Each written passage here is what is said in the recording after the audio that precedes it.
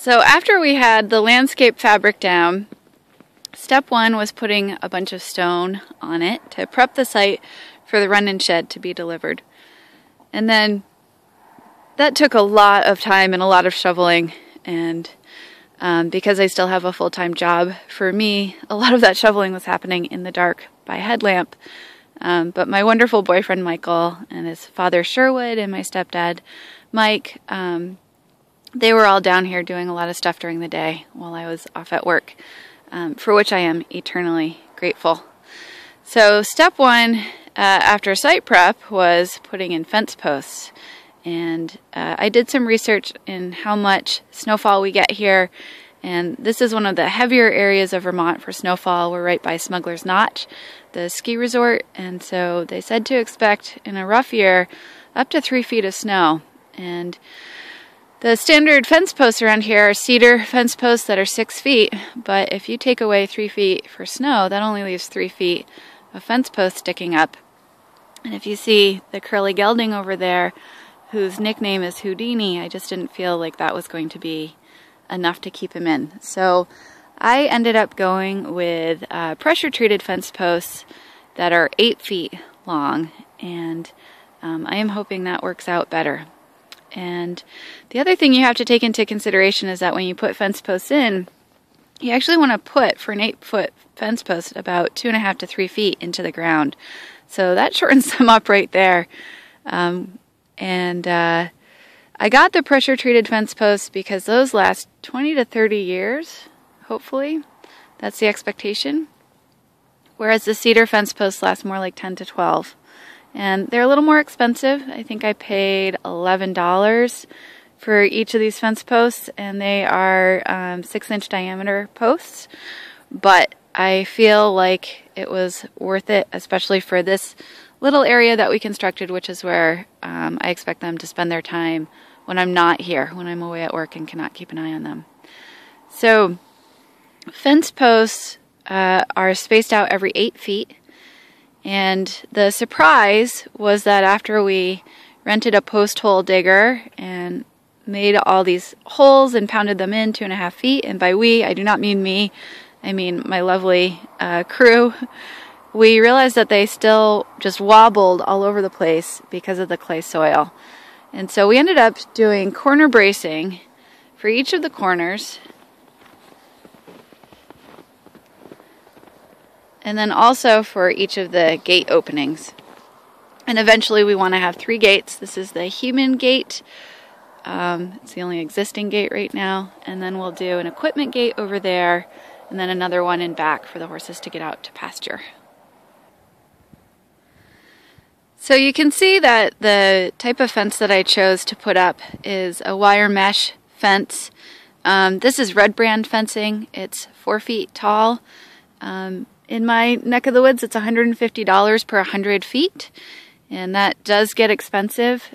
I ended up finding some used on Craigslist. I got about 200 feet for $150 that way, and then I bought 1 roll new.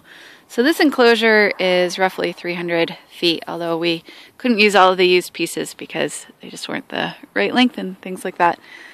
I chose the Red Brand fencing in part because one of my horses has metabolic syndrome, and it's important to really keep him off the grass.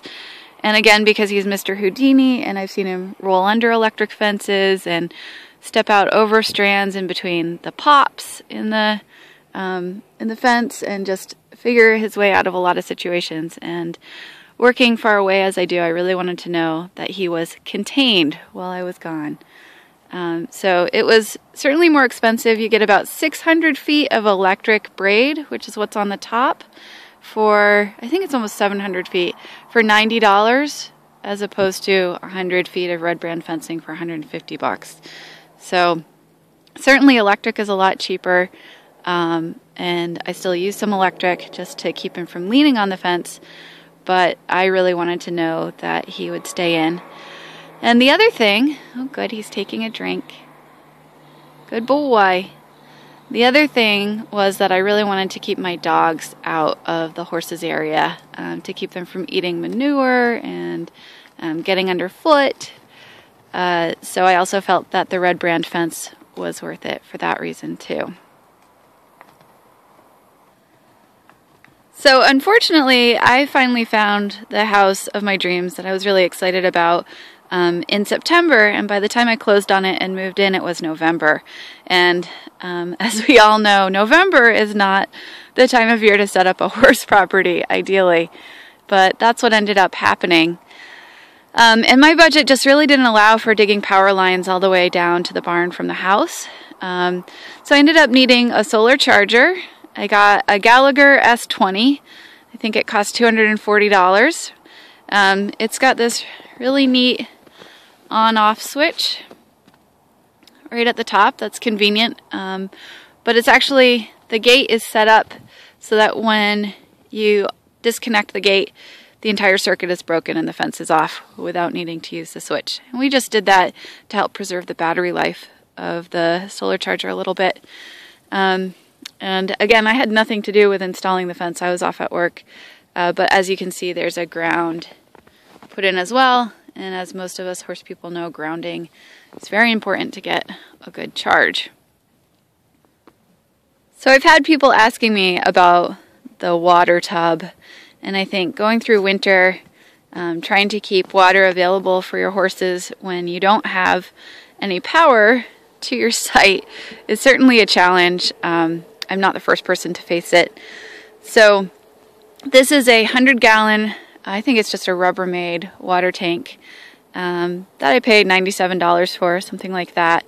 And I went with 100 gallons in part because if I ever got sick or couldn't make it out here for a day, I really want to know that my horses are not going to run out of water. Be nice, guys. And also because when you have more water, it takes longer to freeze. So this box is just built out of plywood. That's the cover for the drain on the bottom. Inside the plywood is 2 inches of styrofoam insulation. You can see a couple pieces of it floating on the surface as well. That's what's inside the box. And then there's just soft house insulation tucked in around the water tub between the styrofoam and the tub itself. And I have to say I'm fairly impressed with how the water has not frozen. We're getting a little bit on the surface, and I have to come out and break that up. You know, I'm trying to do that every 4 to 6 hours, or have someone come out and do it every 4 to 6 hours. But given that it is basically 9 degrees today, Fahrenheit, I think that's amazing. That's not just frozen solid. I did also end up putting a bucket up inside the run-in shed, and I bring steaming hot water out to that whenever I feed them. And that goes a while without freezing too. It's just sort of a backup method. And I think what we're going to do is also put a lid over the top of the tank because we don't want it to freeze over like this. And the horses are getting enough water, but I'm just a little nervous about it. I'm not totally comfortable with it yet. So we're going to put a lid on it that fits right against the surface of the water to reduce more of that heat loss and hopefully keep it from freezing altogether.